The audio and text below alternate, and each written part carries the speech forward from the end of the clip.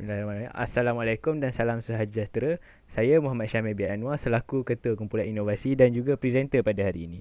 Bersama saya ialah ahli kumpulan saya iaitu Nur Hanida Awalong dan Farahani Muhammad Fauzi.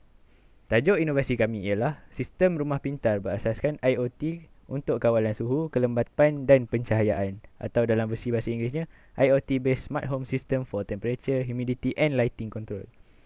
Projek ini memfokuskan kepada pembangunan sebuah prototipe garaj pintar yang lebih mudah, selamat dan praktikal. Projek ini berasaskan teknologi IoT yang kini banyak digunakan dalam rumah pintar. Ia dapat meningkatkan kecekapan tenaga, keselamatan dan keselesaan. Namun, masih ada cabaran dari segi penerimaan pengguna dan kebolehjayaan.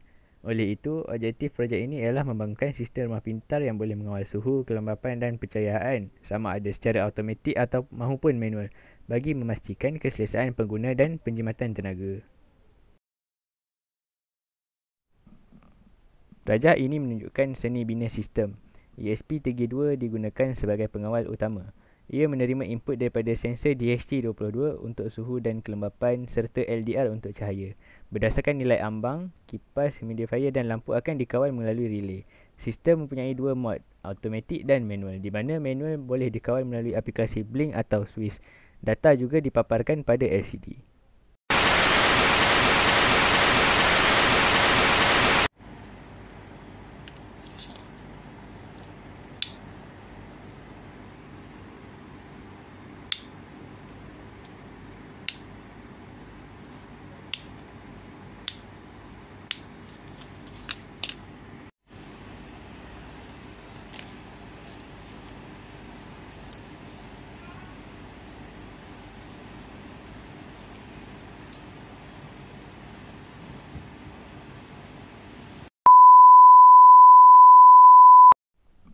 Jadual ini merumuskan keputusan ujian. Kipas diaktifkan apabila suhu melebihi 20 darjah Celsius, humidifier menyumber apabila kelembapan kurang daripada 40% dan lampu menyala apabila pencahayaan rendah.